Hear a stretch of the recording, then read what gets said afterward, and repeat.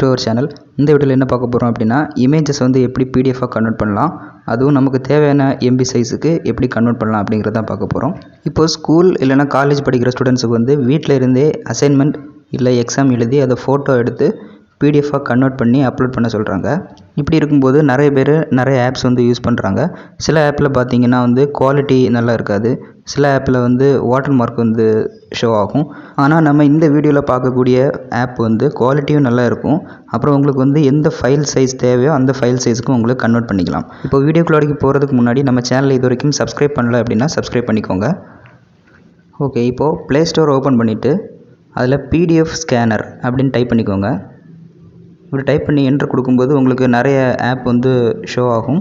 இதில் நாம் வந்து யூஸ் பண்ணக்கூடிய ஆப் வந்து document scanner made in India அப்படின்னு இருக்கும். அதை கிளிக் பண்ணிக்கோங்க. கிளிக் பண்ணி இன்ஸ்டால் பண்ணிக்கோங்க.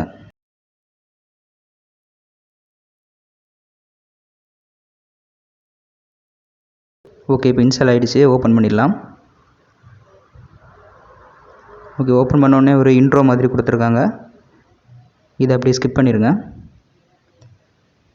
எல்லாமே ஸ்கிப் பண்ணிவிட்டு டன் கொடுத்துருங்க.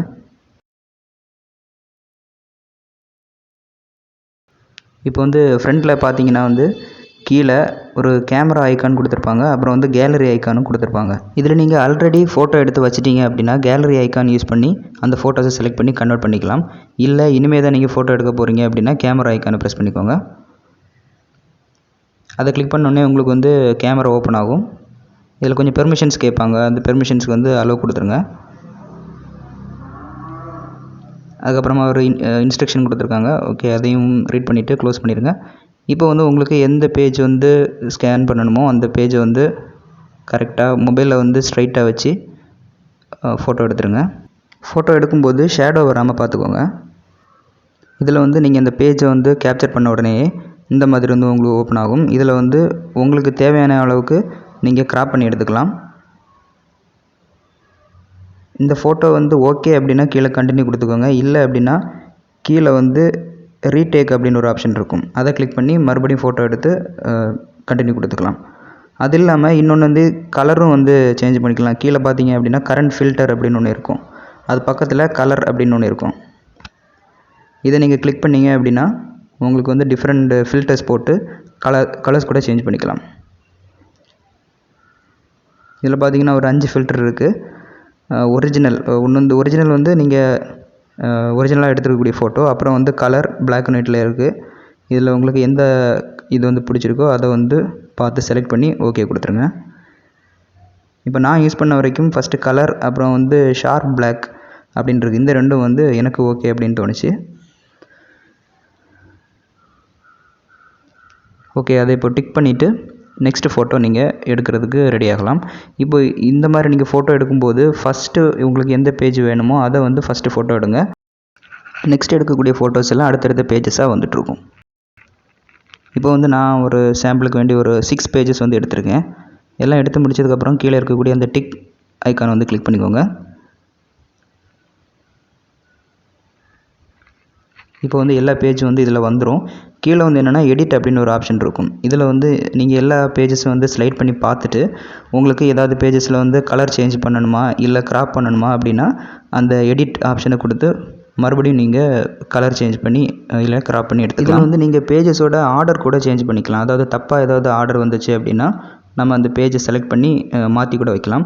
அதுக்காக கீழே வந்து 3 டாட் இருக்கும். அதை கிளிக் பண்ணிங்க அப்படின்னா ஒரு நிறைய ஆப்ஷன் வரும். அதில் மூவ் அப்படிங்கிற ஆப்ஷனை செலக்ட் பண்ணிங்கன்னா இந்த மாதிரி ஓப்பன் ஆகும். இப்போ வந்து நீங்கள் எல்லா பேஜஸையும் வந்து உங்களுக்கு தேவையான பேஜஸை வந்து மாற்றி மாற்றி வச்சுக்கலாம். இப்போ எல்லாம் கரெக்டாக ஆர்டர் பண்ணதுக்கப்புறமா பேக் வந்துடுங்க. பேக் வந்துட்டு மறுபடியும் சேவ் கொடுத்துருங்க. இதில் வந்து 2 கேட்கும், save only this file, save entire document கேட்கும். இங்கே சேவ் என்டையர் டாக்குமெண்ட் கொடுத்துருங்க. கொடுத்தீங்கன்னா இந்த மாதிரி ஓப்பன் ஆகும். இதில் வந்து பிடிஎஃபாக சேவ் பண்ணணுமா இல்லை ஜேபிஜே சேவ் பண்ணணுமான்னு கேட்கும். நீங்கள் பிடிஎஃப் கொடுத்துருங்க. பாஸ்வேர்டு போடணுன்னா போட்டுக்கோங்க. நீங்கள் வந்து அப்லோட் பண்ணுறதா இருந்துச்சுன்னா பாஸ்வேர்டு ஒன்றும் போட தேவையில்லை. கீழே வந்து பார்த்தீங்கன்னா இதோட சைஸ் வந்து கொடுத்துருப்பாங்க. இந்த சைஸ் வந்து உங்களுக்கு என்ன சைஸு லிமிட் கொடுத்துருக்காங்களோ அந்த லிமிட்டுக்கு உள்ளாடி இருக்கா அப்படின்னு பாருங்கள். இல்லை அப்படின்னா கம்ப்ரஸ் நவ் அப்படின்னு பக்கத்தில் இருக்கும். அதை கிளிக் பண்ணி உங்களுக்கு ஏற்றாப்புல ஃபைல் சைஸுக்கு மாற்றிடலாம். இப்போ அந்த கம்ப்ரஸ் நவ் அதை நீங்கள் கிளிக் பண்ணிங்க அப்படின்னா இந்த மாதிரி ஓப்பன் ஆகும். இதில் வந்து கீழே வந்து ஃபைல் சைஸ் கொடுத்துருவாங்க. அது பக்கத்தில் கீழே வந்து லைன் இருக்கும். அந்த லைனில் எண்டில் வந்து ஒரு டாட் இருக்கும். அந்த டாட் வந்து அப்படியே ட்ராக் பண்ணி லெஃப்ட் சைடில் இழுத்தீங்க அப்படின்னா அந்த கம்ப்ரஸ் ஆக வந்து ஸ்டார்ட் ஆகும். நீங்கள் ஒவ்வொரு ஸ்டேஜாக இந்த மாதிரி கம்ப்ரஸ் பண்ணி உங்களுக்கு ஏற்றாப்புல அந்த ஃபைல் சைஸ் வந்துச்சா அப்படின்னு செக் பண்ணி பார்த்துக்கலாம்.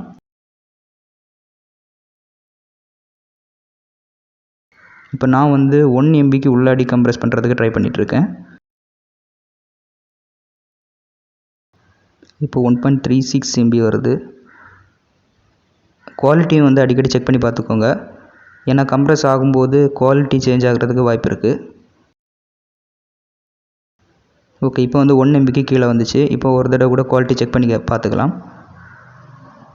ஓகே, பரவாயில்ல, லெட்டர்ஸ் எல்லாம் கிளியராக தான் தெரியுது. ஓகே, இதை நான் இப்போ வந்து சேவ் பண்ணிக்கிறேன். இதில் வந்து மறுபடியும் கேட்கும் எங்கே சேவ் பண்ணணும் அப்படின்னு. நான் இன்டர்னல் ஸ்டோரேஜில் சேவ் பண்ணுறேன். ஓகே, சேவ் பண்ணுறதுக்கு நீங்கள் எந்த ஃபோல்டர் வேணுமோ அந்த ஃபோல்டரை செலக்ட் பண்ணி சேவ் பண்ணிக்கலாம். அவ்வளோதான், உங்கள் ஃபைல்ஸ் வந்து சேவ் ஆகிடுச்சு. இதை வந்து இப்போ நீங்கள் அப்லோட் பண்ணலாம்.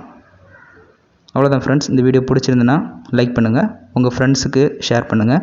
நம்ம சேனல் இது வரைக்கும் சப்ஸ்கிரைப் பண்ணல அப்படின்னா சப்ஸ்கிரைப் பண்ணிக்கோங்க. தேங்க்யூ.